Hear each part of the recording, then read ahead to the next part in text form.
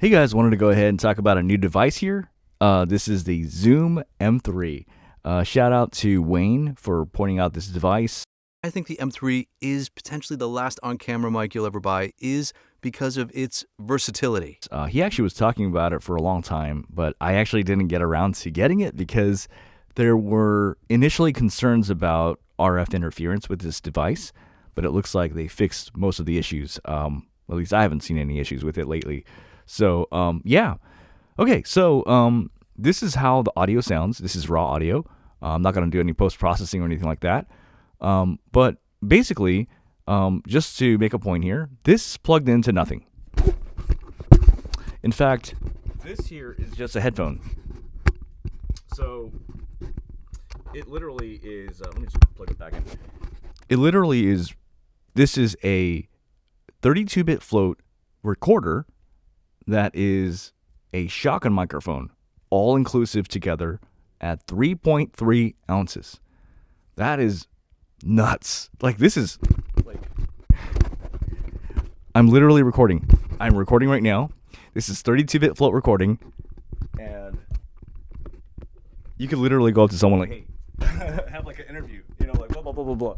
Like, so what do you think about the weather today? Oh, well, it's quite cold today. It's apparently it's 71 degrees. You know what I mean? You could like have interviews with this. You could do YouTube videos.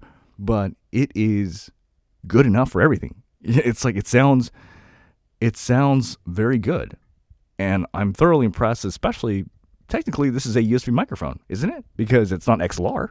Well, if it's not XLR, it's a USB microphone, but it's so super portable. 3.3 ounces. That's ridiculously light. What's also cool about this is, you put batteries in, but if you don't, what you could do is you could take out the batteries and you could actually have it plugged into the computer if you want. But I put in batteries so that I can actually literally bring this anywhere to record. And I think that's really cool.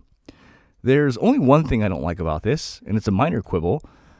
It's that when I want to transfer files, there's no like intuitive file transfer button, or just like I usually just think like, oh, you plug it into your computer and it immediately pops up the window.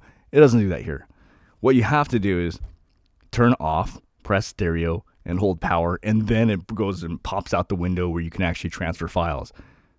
But aside from that, I mean, this is just how it sounds, and I'll do more thorough tests later on. The other thing too is, which is really cool, this is a 32-bit float recorder. So I actually did some tests where I did like super loud shouts, and I actually did it as a meme in a Discord, and no distortion whatsoever, which means it's kind of like, it's not what I always wanted. I wanted a Rode Video Mic Go 2 that was 32-bit float recording.